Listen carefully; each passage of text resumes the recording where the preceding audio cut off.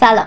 توی این ویدیو قیمت همستر رو برات آوردم و علاوه بر اون بهت یاد میدم که چطوری خودت حساب کنی و بدونی که درآمد از همستر چقدر میشه. تازه برات مشخص میکنم که واقعا پروفیت مهمه یا سکه. همین الانم اگه بخوام یه گریز کوچیک بزنم بهش اینه که اصلا پروفیت برای تو درآمدی نخواهد داشت. چراشم تو ادامه این ویدیو قشنگ خودت متوجه میشی. ندی؟ الانم اول بریم داخل سیستم با ماشین حساب قیمت همستر و فرمولش رو بهتون بگم. فقط قبل از اینکه بریم سراغ ویدیو ازتون میخوام که یه 2 ثانیه وقت بذارید این ویدیو رو لایک کنید تا یه حمایت کوچیکی از من کرده باشید و اگرم دوست داشتید کانال رو سابسکرایب کنید. دیگه بریم سراغ ویدیو اصلی.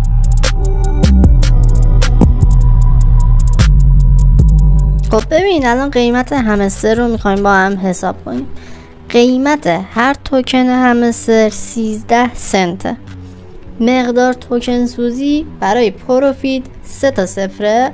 مقدار توکن سوزی برای سکه 5 تا صفره. فرمولش چیه؟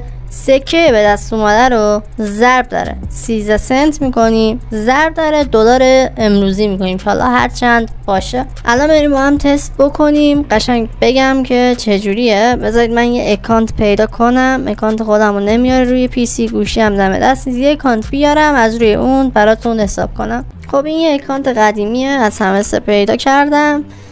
اوکی کارمون را میندازه. بیاین الان مثلا حساب کنیم. ببینید مقدار توکن سوزی واسه پروفیت 3 صفره. پروفیت چقدره؟ 1,150,000 می نویسیم. 1,150,000. اوکیه. چقدر توکن سوزی؟ گفته 3 تا صفر از پروفیت باید بیفته، یعنی این 3 تا باید برن. چیکار میکنیم؟ 3 تا صفر رو پاک میکنیم. خب این عددی که به دست اومد شد سکه‌ای که از پروفیت به دست آوردیم.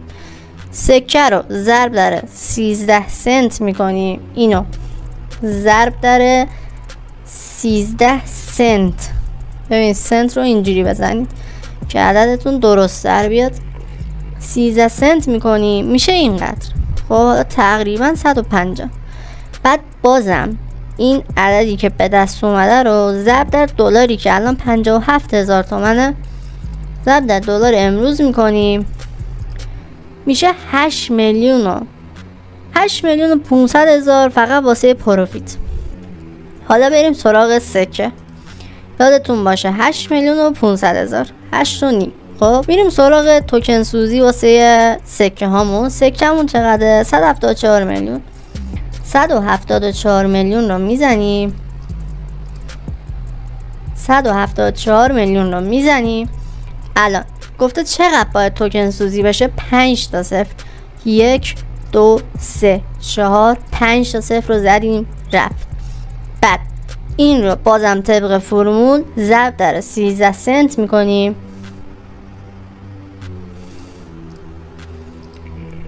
این عدد به دست اومد. حالا این عدد رو بازم ضرب در دلار امروز میکنیم میشه 12,800,000. حالا این 12,800,000 به علاوه پروفیتی که به دست آوردیم 8,500,000 به علاوه اون میکنیم 8,500,000 میشه 21,393,400 تومان. این شد قیمت این اکانتی که الان شما دارید میبینید.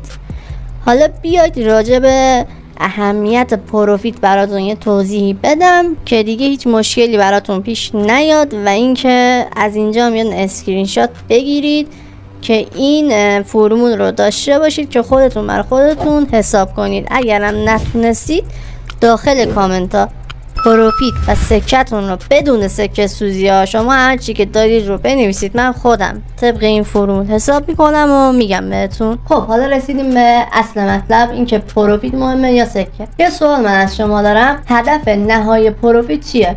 معلومه ماین کردن سکه. خب سکه رو میخوای داخل بازی چیکار کنی؟ اجزای همستر به هم دیگه متصله و به صورت چرخشی داره عمل میکنه، یعنی دخل و خرج و هر معامله‌ای که داخل بازی داره اتفاق میفته کلا سودش رو به شما خواهد داد. ولی یه بحث مهمی که این وسط هست اونم اینه که چقدر ما میخوایم سود ببریم. ما داخل گیم یه سری کارتایی داشتیم که یه مقدار هزینه میکردیم تا اون کارت رو برای خودمون فعال کنیم، ولی خب پروفیتی برای ما حساب نمیکرد. این کارت ها ارزش خیلی بیشتری نسبت به پروفیت خواهد داشت. یه مثال میخوام بهت بزنم از معتبرترینش که موج همین ایردراپا رو شروع کرد، نات کوین. ما داخل نات کوین یه ربات داشتیم که یه مقدار هزینه میکردیم اون ربات برای ما فعال بشه. کار ربات چی بود؟ وقتی که داخل گیم نبودیم برای ما ماین میکرد و سکه جمع میکرد. حالا علاوه بر اون ما هزینه بیشتری میکردیم که لول ربات رو ببریم بالاتر که بیشتر برامون ماین بکنه. حالا یه سوال مهم، آیا نات کوین اومد یه بخشی از اون هزینه‌ای که بابت فعال سازی و آپگرید همون ربات ماینر کرده بودید رو به شما داد؟ معلومه که نداد. همستر این موضوع یک کم فرق میکنه، اونم فقط با توجه به همون حرفی که خود همستر زد.